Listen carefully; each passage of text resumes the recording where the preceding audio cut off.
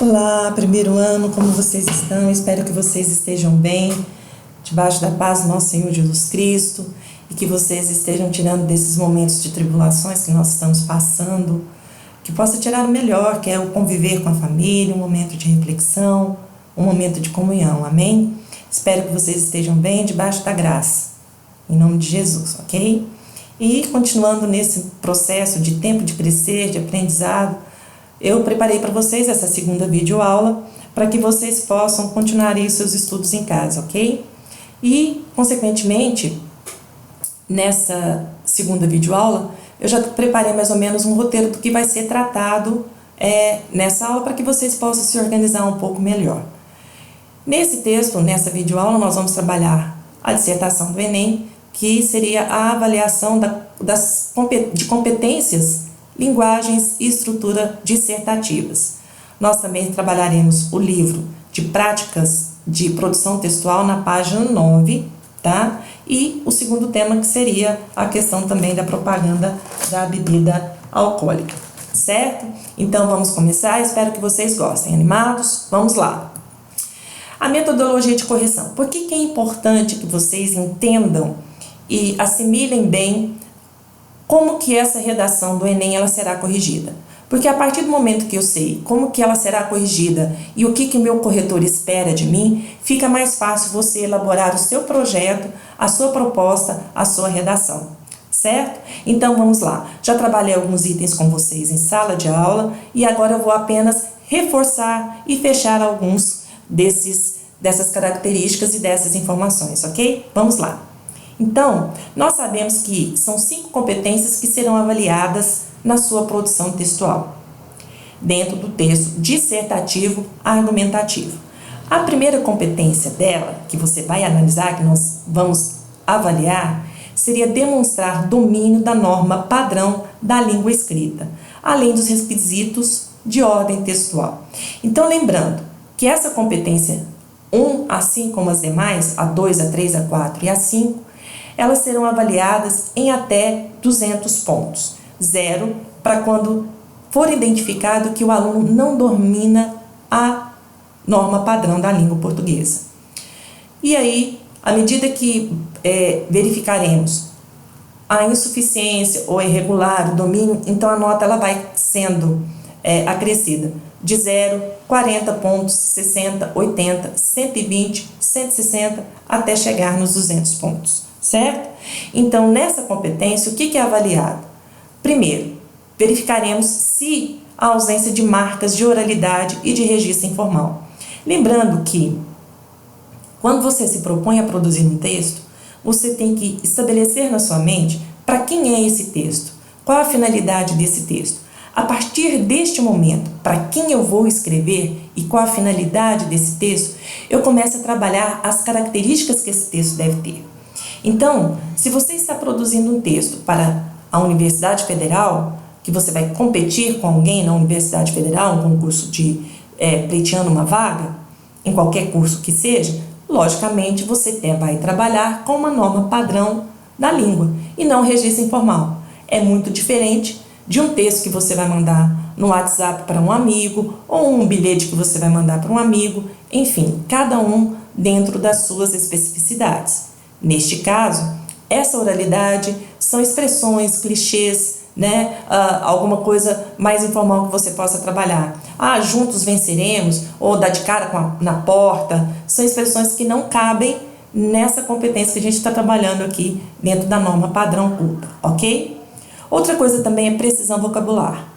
Você pode trabalhar com vocabulário que você conhece. Evite vocabulários que você desconhece, evite palavras que você não domina, palavras que você não conhece, que você pode empregar de maneira errada ou inadequada em uma determinada situação, ok? Outra coisa também que você deve observar nessas questões que será avaliada na competência 1 são as obediências às regras gramaticais, ou seja, concordância verbal, concordância nominal, regência verbal, regência nominal, pontuação, flexão de nomes e verbos. Por exemplo, se eu digo assim, a causa distribui, ou a causa justificam os meios. A causa não justifica, ela não justificam, ela justifica. Então, se eu tenho sujeito no singular, consequentemente o verbo também tem que estar no singular. Outra coisa também, os meninos são lindos. Os meninos não são lindos, são lindos. Então, tem uma concordância nominal também do adjetivo para o sujeito para o qual eu estou trabalhando.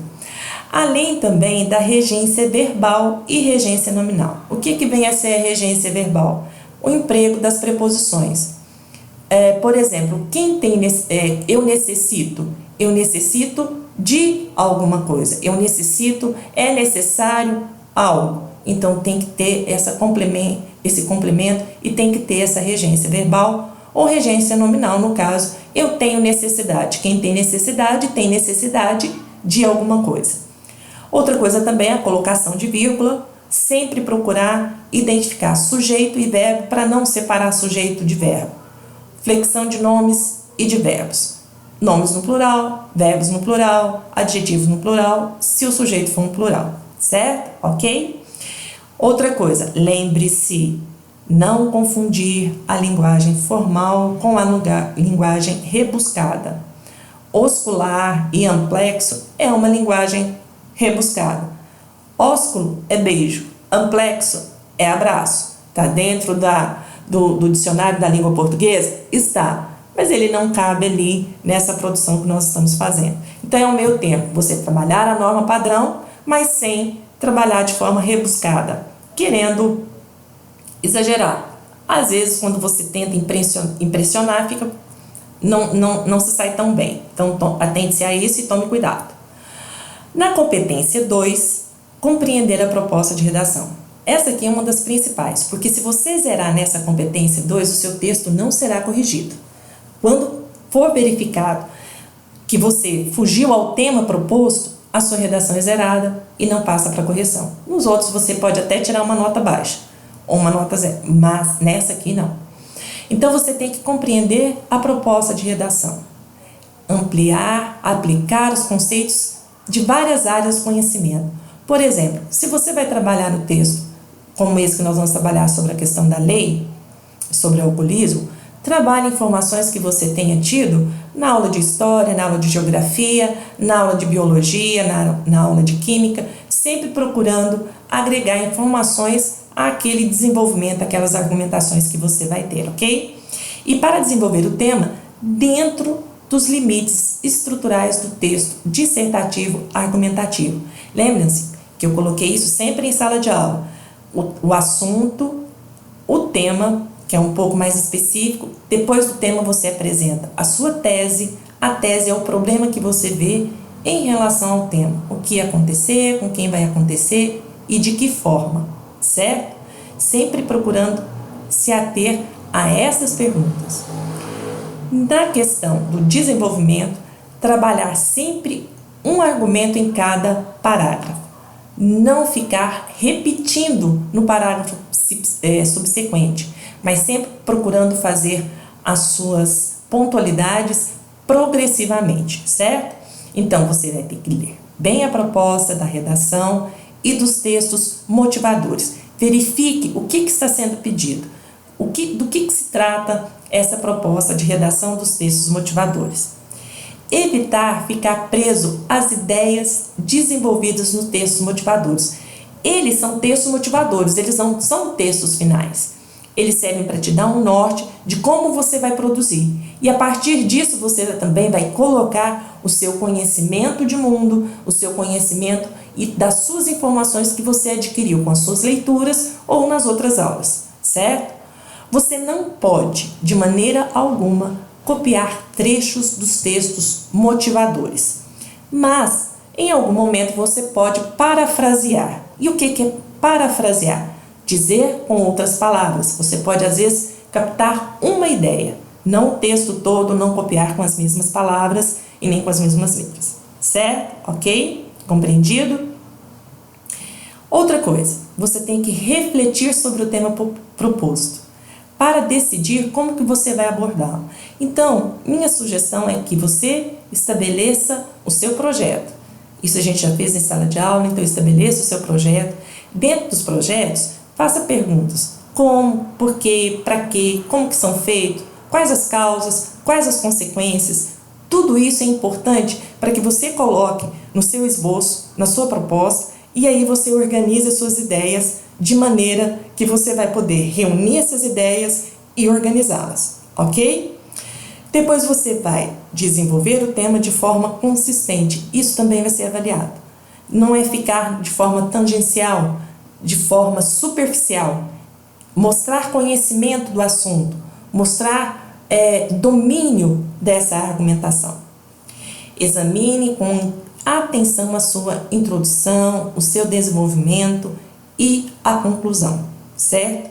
E evite reflexões previsíveis. Lembre-se de que cada parágrafo deve desenvolver um tópico frasal. Utilize informações de várias áreas do conhecimento. Mantenha-se dentro dos limites do tema proposto, tomando cuidado para não se afastar do seu foco. É um dos principais problemas identificados nas redações. Neste caso, 2 citações podem ocorrer: fuga total ao tema ou fuga parcial ao tema. E isso será a sua redação. Na competência 3, o que vai ser avaliado? O que nós avaliaremos? Selecionar, relacionar, organizar, interpretar informações, fatos, opiniões e argumentos em defesa de um ponto de vista. Onde é que está o seu ponto de vista? Na sua tese. Lembre-se que você está trabalhando sobre a questão da lei seca, que nós trabalhamos em sala de aula, ok? E aí, você vai trabalhar em cima disso qual que é o problema, estabelecer o problema, a sua tese.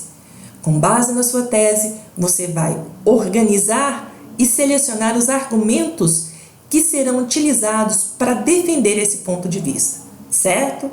Ok? Tranquilo? Outro ponto, a apresentação clara da tese e seleção dos argumentos. Não há como você produzir uma redação dissertativa argumentativa se você não apresentar na sua introdução a tese, o problema.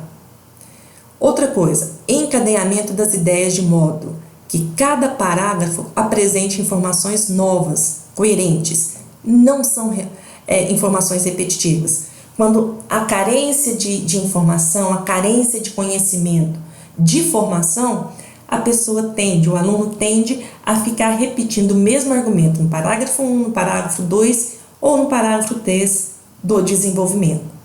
Isso demonstra falta de conhecimento.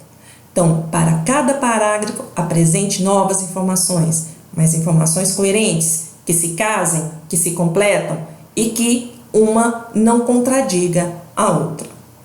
Outra coisa também que você deve prestar atenção é sobre a congruência entre as informações do texto e a realidade. Então, não trabalhar nada que seja longe daquilo que nós vivemos, da nossa realidade, ok? Não trabalhar nada fantástico, sempre trabalhar aquilo que pode ser verificado dentro da sua realidade, da nossa realidade.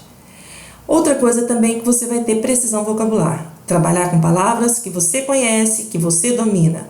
Simples, coerente, objetiva, dentro da norma padrão CULPA, ok? Na competência 3, então nós vamos ter o quê? Coerência, progressão temática. O que vem a ser coerência? Os argumentos que você utilizar no seu desenvolvimento, um não contradiga o outro. Lembro do exemplo que eu dei em sala de aula sobre a questão do aborto. A pessoa ela é contra o aborto, mas no parágrafo 2 do desenvolvimento ele fala que o aborto é permitido, que deve ser permitido em algum dos casos. Isso é ser incoerente com o que ele está defendendo, ok? Muito bem. Para a competência 4, você vai ter que demonstrar conhecimento dos mecanismos linguísticos necessários para a construção dos argumentos. A estratégia de coesão, aqui entram os elementos coesivos. A competência 4 ela vai trabalhar coesão. O que é coesão? É como você une uma palavra à outra. Como você passa de um período para o outro período. Como você une esses períodos. Então, na competência 4, você vai ter a substituição de termos ou expressões por pronomes ou advérbios para evitar repetições. Então, tem aluno que tem uma certa dificuldade e usa muito o quê? Que, que, para explicar, para concluir, sempre está utilizando o pronome que. E isso é olhado aqui na competência 4.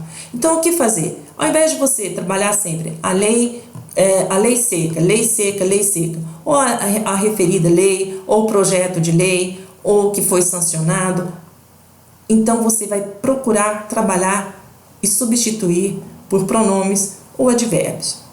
A substituição também de termos ou expressões por sinônimos, antônimos, isso facilita bastante, certo?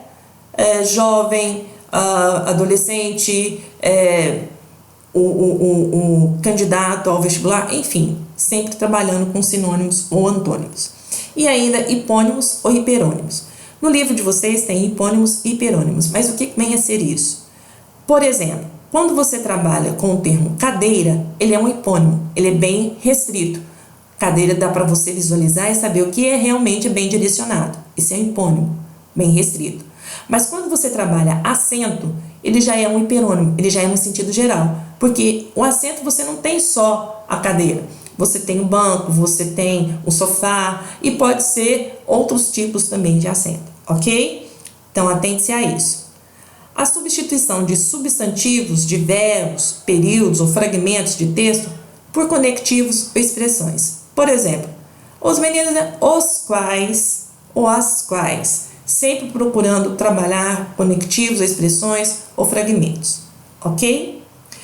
Um outro momento também que você pode utilizar para construir os seus períodos é justamente a elipse ou omissão de elementos que já tenham sido tratados anteriormente e que sejam facilmente identificáveis, ok? Muito bem. Na competência 5, lembrando que a gente trabalha com a estrutura introdução, assunto, tema, tese. Assunto é geral, o tema um pouco mais específico. A tese é o problema que você vê em relação ao assunto, ao tema trabalhado. Aí você vai desenvolver em argumentos, 1 ou 2 ou 3, cada um num parágrafo do seu desenvolvimento, tentando comprovar as suas ideias, certo? Só que na competência 5, nós vamos abordar a conclusão. O que seria essa conclusão? Se você apresentou uma problemática na introdução, eu sempre brinco, agora você tem que apresentar uma solucionática para o seu problema. E aqui na competência 5, nós vamos avaliar justamente isso. Elaborar uma proposta de intervenção para o seu problema. Mas não é uma proposta de qualquer forma, tangencial. Leis precisam ser criadas. Leis existem. O que precisa é que elas sejam efetivadas, que tenham conhecimento, que levem o conhecimento às autoridades, às escolas, ao conhecimento das pessoas, que as punições possam ser mais severas, para que essas leis possam ser realmente respeitadas. Outra coisa também, nessa competência, ao elaborar as propostas de intervenção do problema, você tem que respeitar os direitos humanos, ok? A competência que os candidatos é a competência que os candidatos mais sentem dificuldades, porque é exigida a elaboração de uma proposta de intervenção para a situação problema. Entende-se por proposta detalhada aquela que você vai responder a 3 perguntas: o que fazer, quem vai fazer e principalmente como vai fazer. São 3 questões, são 3 perguntas que devem ser respondidas na sua conclusão. Ficou claro? Então, na sua conclusão, procure responder essas 3 perguntas: o que vai ser feito, quem vai fazer e como vai ser feito. Os textos serão avaliados verificando a proposta ou a ausência da proposta. Muitas vezes o aluno apresenta a proposta, mas ele não dá detalhamento. Olha, precisam ser criadas leis, mas não detalha como criar leis ou que sejam respeitadas. Leis mais rigorosas, que punam melhor, que tenham um prazo de punição maior e que realmente as pessoas tenham preocupação em não infringir essas leis, ok? Então, ela pode ter a presença, mas pode faltar o detalhamento dos meios. Ou ainda ela pode ter a ausência total dessa proposta. Então, preocupe-se em elaborar a proposta de intervenção, elaborar a solução do problema, mas argumentando o que vai ser feito, como vai ser feito e como fazer, ok? Agora vocês vão trabalhar pegar lá o livro de produção textual na página 9, certo?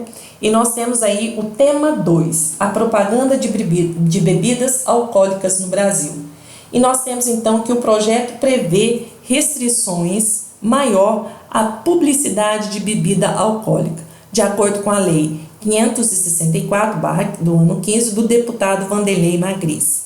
Vocês vão ler esse texto, ele vai trabalhar essas informações, é um texto motivador, certo? Então ele trabalha com porcentagens, com informações, com dados estatísticos. E aí, no texto 2, a ABERT, que é a Associação Brasileira de Emissoras de Rádio e de Televisão, ela ingressou com uma aquisição de descumprimento do preceito fundamental do ADPF 33 e busca justamente a inconstitucionalidade dessa lei. Porque eles dizem o seguinte, quando você começa a cercear também essa questão da propaganda, você está infringindo o direito de liberdade, certo? Então eu gostaria que você lesse esses dois textos e tirassem as suas opiniões, as suas conclusões e anotassem o ponto de vista de vocês. No texto 3, ele já aborda o seguinte: você confia seus filhos a ela e tudo o que ela faz é falar de bebida na frente dele. A imagem que se tem aqui é de uma televisão com a imagem de uma criança e uma tarja falando sobre a questão da bebida alcoólica. Então, o que você vai ter? Você vai ter 3 textos motivadores, um trabalhando sobre a lei da proibição da publicidade, o 2 é sobre o posicionamento da ABERT, que é a Associação Brasileira de Emissoras de Rádio e Televisão, e no texto 3 é um outro texto sobre a questão, que é uma imagem falando sobre a televisão e a influência negativa que ela tem ou que ela faz sobre as crianças, porque as crianças são muito suscetíveis, né? Então as propagandas que são muito criativas, são muito chamativas, muito coloridas, sempre incentivando a bebida. E de que maneira isso afeta as nossas crianças? De que maneira isso afeta o nosso dia a dia, certo? Então vocês vão ler o texto com calma, lembrando que vocês não podem copiar o texto, mas pode às vezes parafrasear, procurando mais informações ao texto aos textos motivadores. Isso vocês podem associar também informações da história, geografia, filosofia, enfim, você vai usar o seu conhecimento e as suas informações de causa, ok? Na proposta 1, o que está sendo pedido aí? Ele pede para você criar um texto narrativo que mostra as consequências negativas advindas do uso precoce de álcool. Você vai fazer um depoimento. Narrativo nada mais é que você vai trabalhar com um depoimento de alguém falando sobre os efeitos negativos na vida dessa pessoa. Ok? Ficou claro? Bom, no segundo momento, vocês vão trabalhar um texto dissertativo, argumentativo sobre o seguinte tema: a influência da propaganda nas crianças. O tema é a influência da propaganda nas crianças. Se eu tenho aqui a questão a propaganda de bebida alcoólica, esse é o meu assunto, é um assunto amplo. Agora, quando eu trabalho a questão do tema, o tema é justamente o que vocês vão ter, que é a proposta. Só um minutinho aqui. Então, a proposta. Então, aqui vocês vão verificar que quando vocês trabalham a questão do tema, só um minuto. Vou voltar aqui na lâmina para a gente poder trabalhar. Então, aí você vai trabalhar o seu texto narrativo, que mostra as consequências negativas, que é o texto narrativo. Depois você vai trabalhar, então, o texto dissertativo argumentativo, a influência da propaganda na televisão. Lembrando que o assunto é justamente a propaganda de bebidas alcoólicas no Brasil. Esse é o assunto amplo, geral. O tema é a influência da propaganda nas crianças. Eu já restringi, ok? Com base nisso, você vai elaborar a sua tese. Qual que é o problema que você vê em relação a isso? Qual que é a sua opinião em relação a isso? Concorda, não concorda? Sempre trabalhando assim. Não, eu acho, eu penso. Não é isso. A maneira como você escreve a sua opinião, a sua tese, tem que ficar claro qual é o posicionamento que você tem em relação a isso. Lembre-se, amplie as suas pesquisas, amplie as suas informações, tudo aquilo que você traz. Se é a questão da propaganda, a influência da propaganda na televisão, trabalhe isso de uma ótica do ponto da filosofia, do ponto da geografia, da geopolítica, das relações humanas. Tudo que você pode tirar de informação, de exemplos, você faz. Lembre-se, organize as suas ideias, elabore o seu projeto e faça um bom texto. Ok? Muito obrigada, espero que vocês tenham gostado e até uma próxima aula. A próxima aula, espero que vocês possam ter produzido esses textos, certo? Fiquem com Deus, com a paz do Senhor Jesus e que Deus os abençoe. Até a próxima aula. Um grande abraço.